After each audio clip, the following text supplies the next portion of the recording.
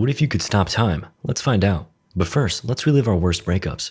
This is Susie, Ben's girlfriend, and she's really letting loose on this poor lad. As Ben's heart is being crushed before his very eyes, he recalls the holidays they took, the time they spent, and the lamp they bought from IKEA. Just look at the craftsmanship on that thing. Oh, by the way, you should know he's an art student attending his final year at college. A few weeks later, Ben spots Susie with a new man already. This causes him to ponder, what is love, and can it really be so fleeting? I'm afraid you're gonna have to get used to this sort of thing happening, Ben. Then, he chats with his childhood friend, Sean. He's sort of a ladies' man. The man never misses. It's true. Ask your mum. Okay, that was pretty good. During art class, Ben has a new subject to paint. Excuse me. A hefty old man with a lot to share with the class. Though, even with the specimen before him, Ben's mind wanders back to love. Instead of painting the man, he turns his sights to one of the pretty art students and has a go at her instead. Don't you think you should show him a little bit of respect? Yeah, come on, Ben. Later, alone in his dorm, we learn that Ben was the one that broke up with Susie. During their argument, he realized that he just couldn't make her happy and lost all hope. Feeling regretful, Ben rings her up, practically begging for another chance. Not a good look. I'm sorry, Ben, but it's over. I'm with Steve now. Have you know? Yes. After the call, a feeling of emptiness overcomes Ben as he sinks back into bed in a brilliantly executed transition. He overlooks his pictures with Susie, reliving the memories before contemplating setting them ablaze. Though, he's just not ready to let go just yet. Relatable. We learn that following the breakup, Ben lost his ability to sleep, completely. Wanting nothing more than for time to drift by, Ben is instead cursed with the opposite. The days become never-ending and he's acutely aware of every passing second. While the majority of his newfound time is spent thinking of Susie, he does catch up on a lot of movies. One day on the bus, he even contemplates writing about them. Eventually, this idea blossoms into a successful movie recap YouTube channel. But even that was not enough to get her out of his mind. And as she bounces around, I can see why. In all seriousness, he does absolutely nothing until one night at a grocery store he runs into what I'm guessing will be his next love interest. While paying for some snacks, Ben realizes he's broke. Fortunately, it looks like they're hiring. Ben applies for a night staff position. And just like that, Ben now has something to do with all his extra time. One day, he runs into the girl again, Sharon. She's late. As she departs, Mr. Jenkins has a little word with her. Sussy. You know, our college has really prepared Ben for this job. He's able to see the beauties where others cannot. Well, don't just stare at it, eat it. Before Ben can get to that, his gaze is stolen by a beautiful woman. You see, Ben's always wanted to be a painter, and what better subject than the gloriousness of the female form?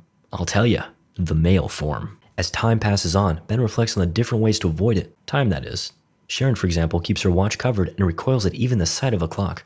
On the other hand, Matt and Barry prefer something a little more exciting. Scooter races. That works too. Before Ben reveals his trick, we learn that he hasn't slept in 2 weeks. Susie continues to invade his thoughts and he's lost all sense of time. The line between imaginary and reality is beginning to blur. So how does he make time go faster? By doing the opposite. Stopping it. What to do in this frozen world? Study female anatomy, of course.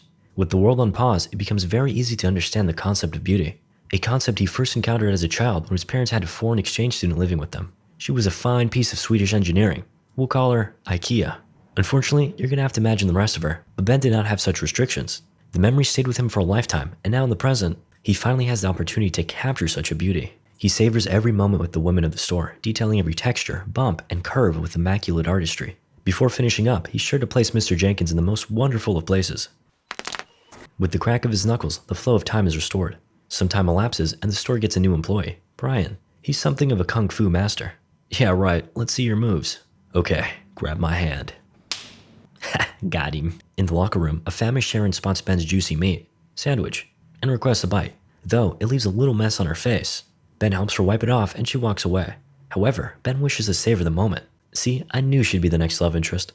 He manages to slow, but not stop time, which confirms that simping is too powerful for even time control to contain. He cherishes the moments as long as they last, but things are about to go belly up for Ben. After walking out, he's brutally ambushed by Matt. Hey buddy, guess who just asked Sharon out? Oh no, this can't be happening. This prompts Ben to reflect on the duality of the word crush. His first crush was a girl in his class who broke her arm. After her cast came off, she was cursed with monkey-like hair.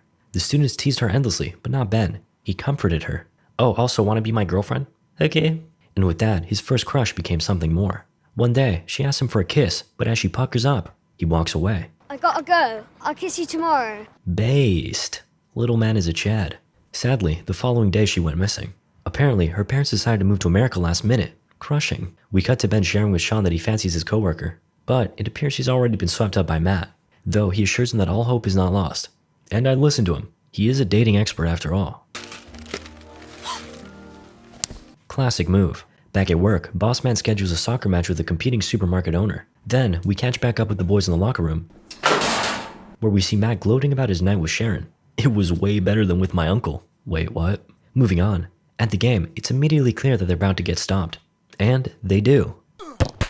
Oof, a little late on that time stop. Ben decides to wander off while contemplating living the rest of his life like this. Then he grabs a drink and...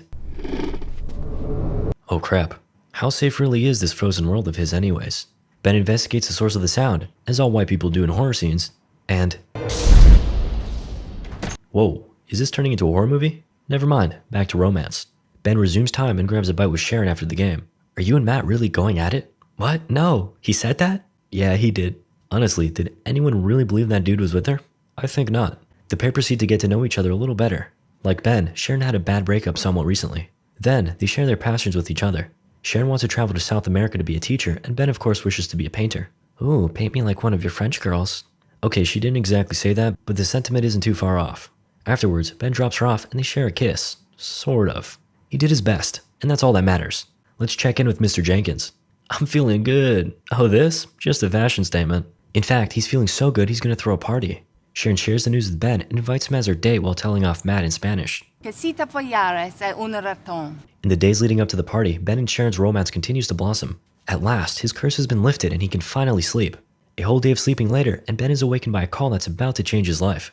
Hi, my name is Alex Proud. I run the Proud Gallery. I saw your work at the university and would like to arrange a showing. Oh my god, thank you. No thank you, Ben. You're the talent. Okay, this is amongst the most cruel tricks you can play on someone. Yes, it's even worse than the way I'd be clickbaiting people. Moving on, we're treated to a short montage of everyone getting ready for the party. Nothing unusual here. At last, the night is upon us. Ben picks up Sharon and the pair meet Sean and his girl for the evening, if he can make it that long. Suddenly, a familiar face walks over. It's Susie, and turns out the guy she's dating is Mr. Jenkins' younger brother. Let's check in on Sean. That's dead. Alrighty then. Some time elapses and Mr. Jenkins is seen hitting on Sharon while Susie corners Ben upstairs. I really feel bad about the way things ended. Meanwhile, Sharon goes off to look for Ben, and finds him. No. Cut. Ben, can we get a little more emotion on that line? No! Brilliant. With time stopped, he soon realizes how screwed he is. Not knowing what to do, he just sits there and contemplates for 2 whole last days. Eventually, enough is enough. He hits play and the rambunctious party resumes. Though, before Ben has a chance to say anything, Sharon's already out the door. He later stops by her place to try and set things straight, but she refuses to listen to reason, opting to make angry woman noises instead. I hate when that happens. Well, at least you got that art thing. Oh, right. Ben stops by and meets with Alex, who quickly dismisses the notion of an appointment. However, just as Ben is about to walk off, Alex takes a peek at his work. Okay, there's some good shit. Bring me some more.